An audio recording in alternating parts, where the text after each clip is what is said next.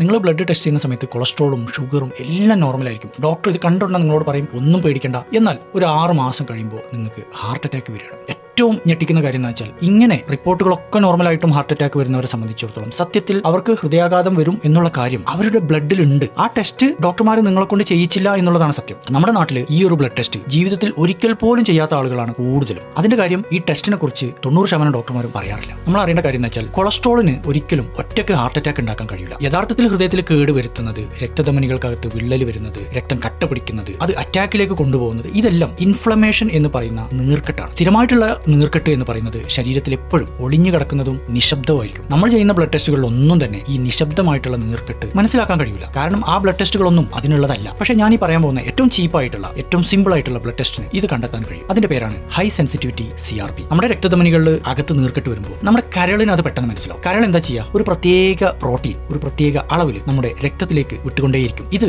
രക്തധമനികൾ കേടുവന്നു എന്നുള്ള ഒരു സിഗ്നൽ പോലെയാണ്. ഒരു ഉദാഹരണം പറയുകയാണെങ്കിൽ നമ്മുടെ അടുക്കളയിൽ വിറക് ഉണ്ടോ എന്ന് അറിയാനാണ് ഈ കൊളസ്ട്രോൾ ടെസ്റ്റ് ചെയ്യുക. പക്ഷേ ഇതേ വിറക് കത്തിക്കൊണ്ടിരിക്കുകയാണോ എന്ന് അറിയാനാണ് ഹൈ സെൻസിറ്റിവിറ്റി CRP ചെയ്യുക. അപ്പോൾ രക്തധമനികൾക്കകത്ത് കത്തിക്കൊണ്ടിരിക്കുന്ന എന്തെങ്കിലും ഉണ്ടോ എന്നുള്ളത് HSCRP ടെസ്റ്റ് നമുക്ക് പറഞ്ഞു തരും. ഈ ബ്ലഡ് ടെസ്റ്റ് ചെയ്ത് അത് 3 mg/ലിറ്ററിൽ കൂടുതലാണെങ്കിൽ രക്തധമനികൾക്കകത്ത് നീർക്കെട്ട് വന്നിട്ടുണ്ട്, നമ്മൾ അപകടകരമായ അവസ്ഥയിലേക്ക് പോവുകയാണെന്നാണ് അർത്ഥം. അങ്ങനെ കണ്ടെത്തുകയാണെങ്കിൽ ഒരു ഡോക്ടറെ കാണിച്ചിട്ട് ഹൃദ്രോഗം തടയാനുള്ള മാർഗ്ഗങ്ങൾ നമ്മൾ സ്വീകരിച്ചു തുടങ്ങണം. അങ്ങനെ ആളുകൾ പറയുന്നത് കേട്ട്